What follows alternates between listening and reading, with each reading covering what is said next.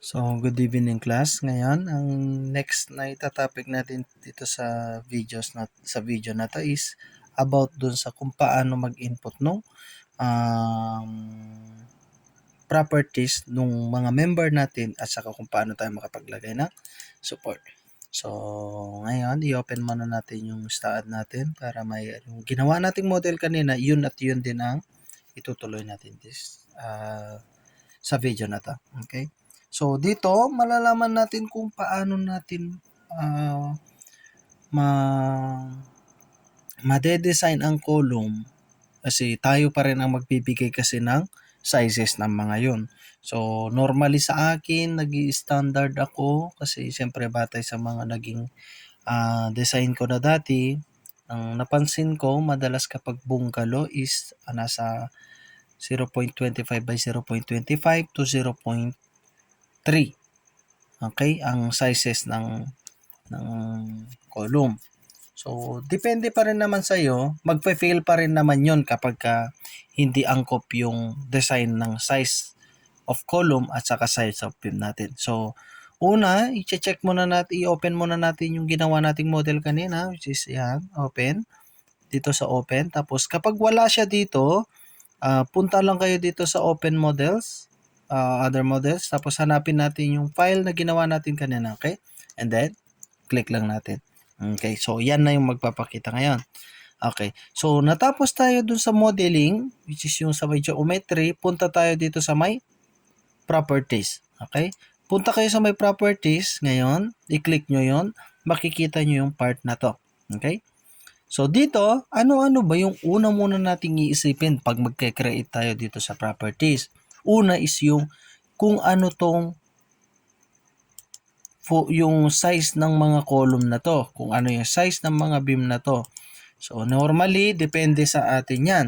So sa plan, kung may existing plan na, so tayo ipapa-structural sa atin, may mga size na binibigay dun yung archi or kung sino man yung mga architect. No?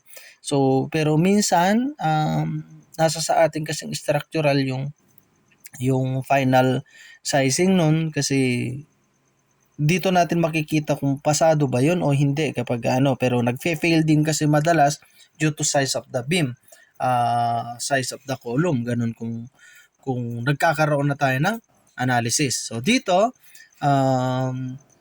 magi-standard lang muna tayo ng mga size at saka wag natin gaanong pahirapan ng sarili natin. So yun sa column, madalas ang ginagamit ko is square type na column. Kasi kapag nag-rectangular type ka kasi sa poste, magkakaroon ka ng facing. So alam naman natin, katulad yan, rectangular, alam mo kung paano yung facing nung long dimension niya saka yung short dimension nung column. So for now, ang gagamitin muna nating size ng column is 0.4 by 0.4 kasi 3 story to. Ang unang sambit ko kanina, pag bungalow, nagre-raise kasi ang sizing natin from 0.25 by 0.25 to 0.3 by 0.3. Okay? So normal span yun, which is 3 to 5. Ganun. 2-story naman is 0.3 by 0.3 to 0.35 by 0.35, 2-story. So sa 3-story na pwede tayong mag-maximize until hanggang 0.35 by 0.35 to 0.4 by 0.4. Kung minsan nag-exit pa doon, depende sa span na kailangan natin. So normally, ako, pinaka-safe na madalas na ginagamit ko is 0.4 by 0.4 sa 3-story residential. Okay? So ang gagamitin ko dito, una kong i-input is dito muna tayo sa may define. Okay? Dito sa define, magke-create tayo ngayon ng size. Okay? So, meron tayo dito, merong circle, meron tayong rectangle, meron tayong T. Kapag sa beam kasi nagkakaroon na tayo ng T design, lalo na kapag depende pa rin sa situation. So, nagagamit yung iba dito, yung circle, nagagamit din to sa column minsan. Pero as for now, yung rectangle mo na ang gamitin natin. So, kung nakikita nyo man tong axis ng YD at saka CD, kasi nung last discussion ko sa mga student ko, nagkamali ako about this orientation. Kasi kung mapapansin nyo, YD yung depth, ang alam ko yung YD siya yung nasa baba. Okay? Which is mali pala. Yung YD, siya yung nasa taas, CD yung nasa baba. So, ang naging kahinatnan ng beam ko is naging dapa. Hindi siya nakatayo. Okay? So, dito naman, tulad ng sinasabi ko kanina, i-input natin is 0.4 by 0.4 na for column, which is ito, yung material na is concrete. Okay? So, merong aluminum, merong stainless steel, at saka steel kung gusto nating magkaroon ng ibang properties. Okay? Pero as of now, concrete ang gagamitin natin. And then, simply click the add. Okay? Add. I-add lang natin yan. Okay? I-add lang natin siya. And then, kung mapapansin nyo, nag-add siya dun sa properties kanina. Close. And then, nandito na yung properties natin. So, meron na siyang 0.4 Rex 0.4 by 0.4 concrete. Okay? So, paano natin yan ilalagay ngayon dun sa column natin? So, pasensyahan nyo kasi medyo yung malayo-layo yung natin. Okay? So, yan. So, etong rec na to, natin yan, i-click mo yan, and then, sir, paano ngayon yan? Kasi may mga column tayo sa loob. Paano ko iisa-isahing i-click yan? So, katulad ng sinasabi ko, punta kayo dun sa my view. Paano ba yon, sir? So, dito muna natin para malaman natin kung paano yung viewing. Okay, view, tapos punta ka dito sa my left.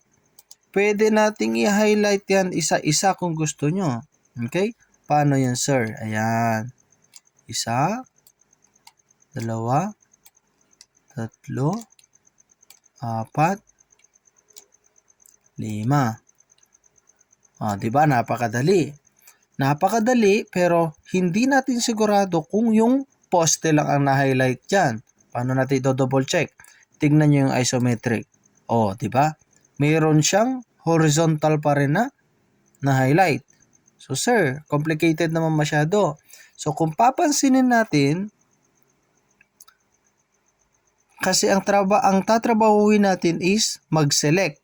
So, simply, punta na lang tayo dito sa may select. Okay? So, ano ba yung tinutukoy niyang isa-select niya? I-click ko na lang muna tapos ano ba yung isa-select niya? So, dito, makakapag-justify kung ano yung gusto natin na i-select. Katulad niyan, ang sabi niya select. So, meron dito geometry nodes at saka beams. Ano ba yung isine-select natin? Beams. Kasi column yon. Okay? So, punta ka dito sa may parallel. Ang i-connect no, parallel to Y. Diba? Simply, parallel to Y. Dito tayo sa beam. Kung mapapansin nyo, lahat ng column natin is nakaselect na. So, walang kahirap-hirap. Hindi kayo mamomroblema kung paano nyo iselect yung mga nasa loob. Okay? So, paano yan? Sir, paano natin i-double check yan na puro vertical ang na-highlight? Simple, punta ka ulit sa view, tapos selected object. Ay, nako, nawala yung natin. So, no. Okay. Punta tayo sa select muna, tapos sa parallel, yung beams, parallel to Y, and then, punta ka sa my view, okay, and then, selected object. Okay. So, mapapansin nyo, ang nakaselect lang talaga is yung column natin. So, ngayon, pupunta tayo sa may dito. Okay? So, naka-click na to, naka-highlight na, tapos naka-highlight na yung object natin. And then, punta na tayo dito sa may assign to selected beams. Okay? And then, click. Okay, yeah. Click Ilapit ko, okay? Yan. Click assign. Okay? Okay, and then, yes. Mapapansin nyo, ang nagbago dun sa material natin is nagkaroon siya ng ganyan. Okay? So, meron na siyang ganong tag. So, yan yung magiging number of beams na ide-design niya. So, kung ilan yung R na yan, so 4 na klase ng column ang ide-design niya sa isang part na to. So, may mga ibang instances na yung iba nagke-create ng panibagong size sa roof kasi ang paniniwala nila kapag nasa taas na, konti na lang yung loading na kinakarga. So, pwede naman yun. Nasa sa iyo kung paano ka mag-input ng columns ng size ng mga to. Okay? So, okay na yung column natin. And then, punta tayo ulit dun sa view. Punta kayo sa display, whole structure. Okay? Ayan na. So, meron na tayong mga designated materials ng properties ng column. So, sir, paano naman po yung beam? So, sa beam, tulad ng sinasabi ko, meron akong pwedeng maging reference dito na sizes. Okay? Saan na yan? Ayan. So, ito yung reference natin ng beam. So, ano ba yung madalas na ginagamit na mga size ng beam, sir? So, nasa sa atin na naman ulit yan kung anong size ang ilalagay natin or kung minsan, nire-reflect nila sa plan. Okay? So, tayo ang didiskarte kung ano yung gagamitin natin. Pero for the meantime, lalo na sa mga yung mga newbies or baguhan, ito yung magandang reference which is 0.2 by 0.4 yung grade beam at saka ng roof beam. So sir, ano yung so ito is reference lang wag niyo ikumpara yung magiging result nito doon sa analysis natin. Okay? Ito reference lang. Ang gusto ko malaman nyo is yung sizes. Okay? So ano ba yung beam? Ang main beam natin doon sa ground at sa second floor at saka third floor kasi yun yung mga bumubuhat na ng slab. Okay? Dito sa grade beam kasi is normally at saka roof beam, light loads lang yung nare-reflect nila to. Wala naman siyang slab. So direct kung minsan nagda-direct siya sa column yung reaction na ng roofing. Okay? Pero kung minsan meron namang tumatama sa beam pero nakalimit lang, konti lang yung niya. Hindi naman ganun kalakihan na katulad ng slab. Okay? So sa ground beam naman, ito is for tie belt lang naman siya. Ito lang yung so nag-specify na dun is yung number of RSB natin. Okay? So gagamitin natin is 0.2 by 0.4 sa ground beam at saka sa roof beam and then 0.25 by 0.4 naman sa mga beam natin. Okay? And then sa intermediate beam naman, ito yung sa mga sinasabi ko na doon sa may labas kanina na ginawa nating model which is dito. Ayan, mayroon dito kasing part dito, ayan. Ito kasi kailangan manipis lang ang size ng beam natin para hindi siya ganun mabigat na kargahin ng itong main beams na mga to, no? Yung mga maiksi. So itong mga maiksi, kino-consider to as main structure pa rin. Mga beam siya na katulad ng beam na nagbubuhat dito sa mga main floors. Yeah? So ito lang yung intermediate beam natin na nag-iiba yung sizes. So all throughout, halos pinaparehas na. Okay? So paano yun, sir? Ang unahin natin is yung para sa mga ground beam and roof beam. Okay? So ang gagawin ko, gagawa ako ng panibagong define para dun sa size ng ayan. Okay? And then rectangle. And then ito yung sinasabi ko na about beam. So nagkamali ako. Normally kasi sa axis na to, yung ZD akala ko yung siya yung sa taas tapos yung YD siya yung nasa baba. So hindi. Ang gagawin natin dyan, ang YD natin is 0.4. Tapos ano yung naka-indicate nung kanina, which is 0.2 para sa ground beam and roof beam. Okay, and then simply add. Okay, add. Ayan, nagkaroon na siya ng tie beam. And para sa roof beam, so 0.2 by 0.4. So, ang gagawin ko, idadagdag ko na lang din pati yung sa 0.25. Okay? So, ano yan? Ang babaguhin ko lang yung 0.25. Okay? Ito yung para sa beam natin. Okay? Simply, add lang. Kasi magbabago lang naman siya ng, patingin yon. Okay? 0.4 by 0.25. So, nagbago lang ng size. And then, add. Tapos, ilalagay na din natin yung para sa intermediate beam, which is 0.15. Okay? And then, simply add. Ayan na. So, close. Okay? So, ang gagawin natin dito, mag-i-input na lang tayo nung mga properties na meron tayo. Kung paano natin i-input yan, kailangan natin hanapin kung saan natin ilalagay talaga yung mga sizes na to. So, katulad yan, ang sambit ko kanina is tie beam at saka roof beam tong 0.2 by 0.4.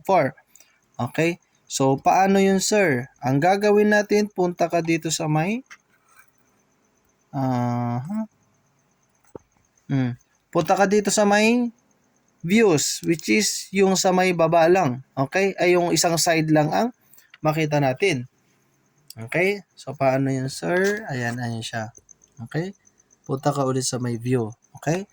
So, sa may view, punta ka dito sa kahit saang side dito.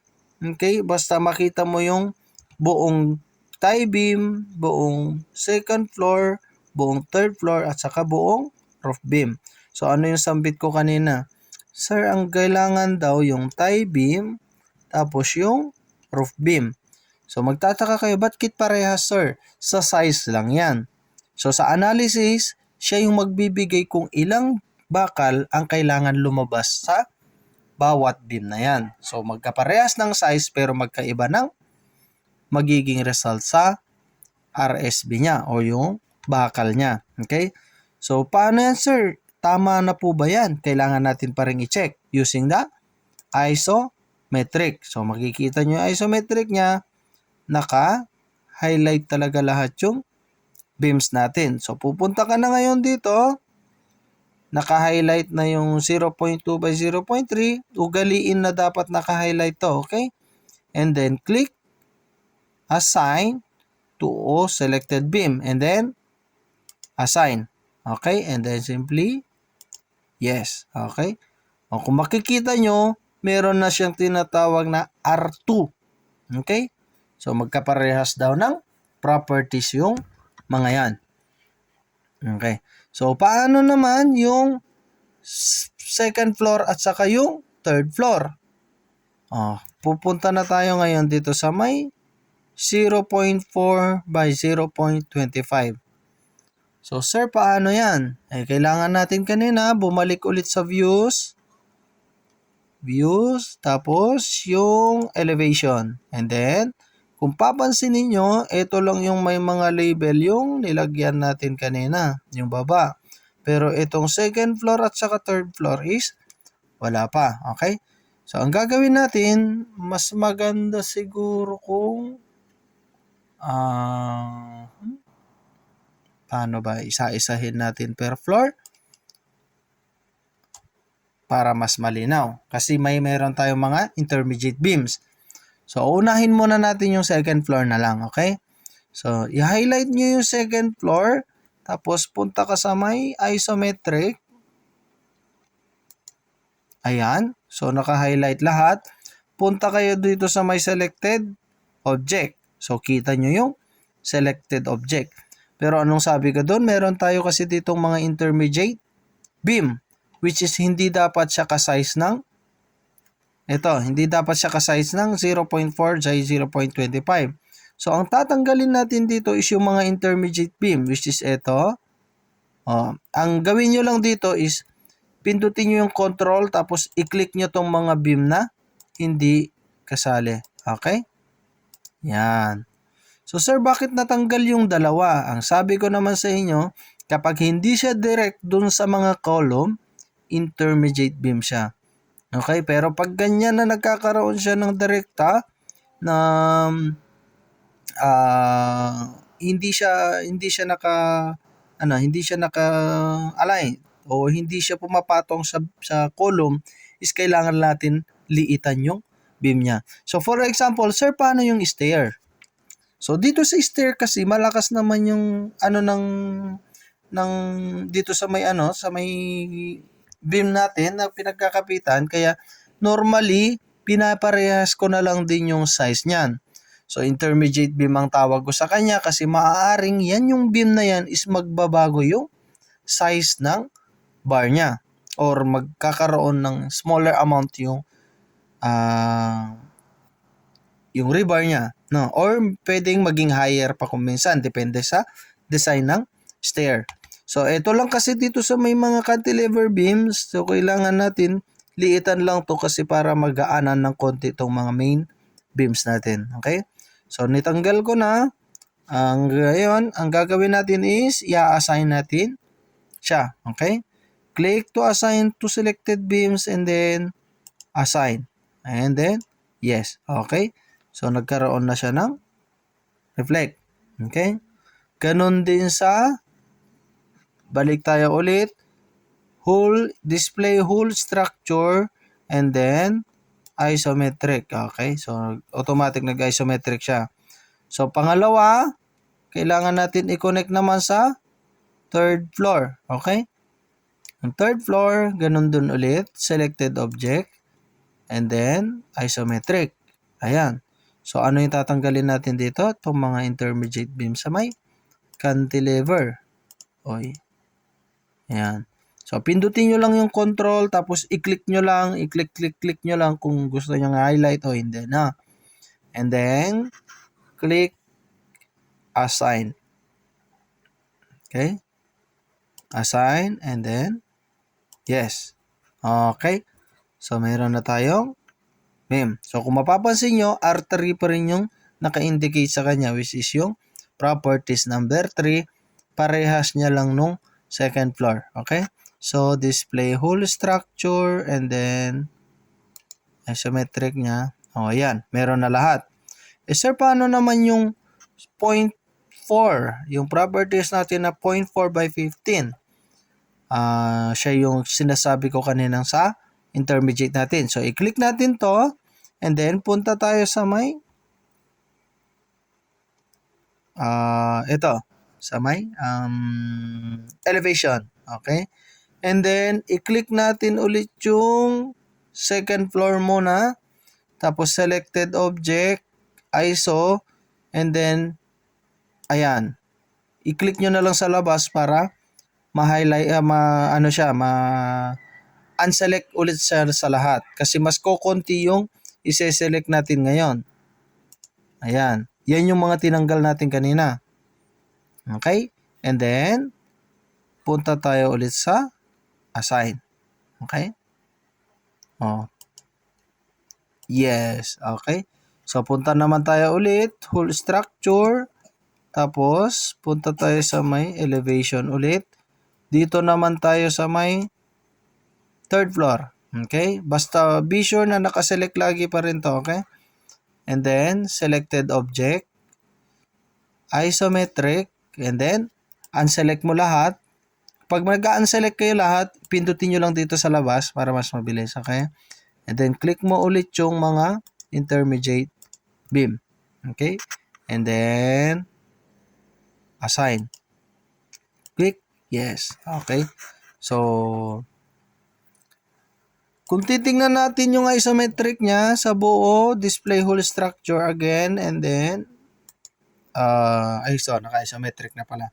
So, nakapaglagay na tayo lahat ng properties niya. Okay? So, meron na tayong mga size niyan ng beams, columns. Ang next naman natin is yung, sir, paano naman to? Kasi may tie beam tapos may support. parang wala naman, nakatayo lang na parang kalansay. So yan ang gamit nitong support na to. So i-click nyo na tong sa may support na to. Okay? So pupunta na tayo sa may support. Kung mapapansin nyo, ito naman yung magpapakita. Okay? So sir, paano po ba? Paano natin ilalagay yung support na yan? No support naman yung meron. Tapos paano i-click yan? So, ngayon, ang gagawin natin is magke-create muna tayo ng support natin. Okay? So, create, and then, kung anong support ang kailangan natin gamitin. So, class, may konting ako dito about sa paggamit ng support. Okay? So, normally, pwede namang fix, pwede namang pin, pwede namang fix yan. Okay? So, pero sa akin, madalas kasi fix ang gamit kasi lalo na pag sa mga residential kasi dun sa drift natin, masyadong malaki kasi ang drift kung pin ang gagamitin. Bakit? So, merong code dyan sa NSCP na ang movement niya dito sa pin is lumalaki sa drifting nang dahil sa mas matagal yung duration nung pagbalik niya kapag ka nagkaroon ng horizontal movement or kung sa mga earthquake natin. So tumatagal yung duration niya kaya mas malaki yung impact ng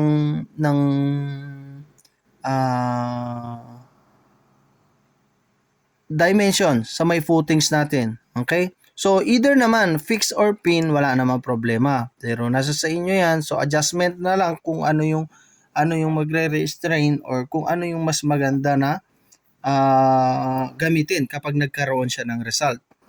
So, pero para sa akin, fix ang madalas kong ginagamit. Kasi pag fix, hindi siya ganun yung movement niya kaysa sa pin. Okay? So, simply, pag fix ang gamit, tapos simply add lang. Okay? Add. So, ilayo nga natin para makita natin yung sa kabila. Yan. Okay? Yan. So, meron tayo dyan, fix, and then add. Okay? So, nagkaroon tayo ng support 2. Okay? So, paano na yan, sir? Ngayon, kasi sa buo naman sa sa model natin na to is lahat naman halos pare-parehas yan. So, ang gagawin na lang natin, punta ka na naman ulit sa may view, tapos sa may horizontal, sa may elevation, tapos tayo ng select natin yung node sa footing. Okay? And then, punta ka sa isometric, tignan mo kung naka-check lahat. Okay? Ayan yung isometric.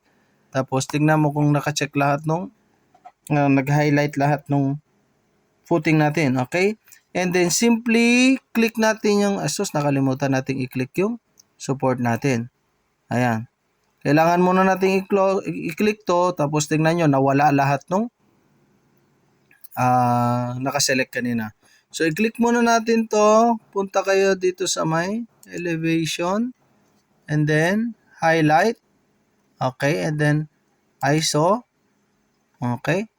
And then, tingnan nyo lang kung naka-highlight talaga lahat. And then, naka-highlight pa rin yung support natin. Okay. And then, click assign to selected nodes and then, simply assign. Okay. And then, yes. Okay. So, makikita nyo, nagkaroon na siya ng footing. Okay. So, siya nang magbibigay kung ano yung mga sizes, kung ano yung mga bars ang kailangan nating i-input dyan. So, kung may mga tanong kayo, pwede nyo namang i-comment at subukan kung sagutin kayo kapag mabasa ko. Okay? So, for now, yun pa lang muna yung mai-discuss natin with this video. Tapos, next video, mag-update ako about dun sa mga iba pang itong sa materials and specification na kailangan nating gawin. Okay. And then, loading, inputting of loads. Dito sa may inputting of loads, dito tayo medyo saka mag-analysis na lang. Okay. So that's all for today and thank you. Good night.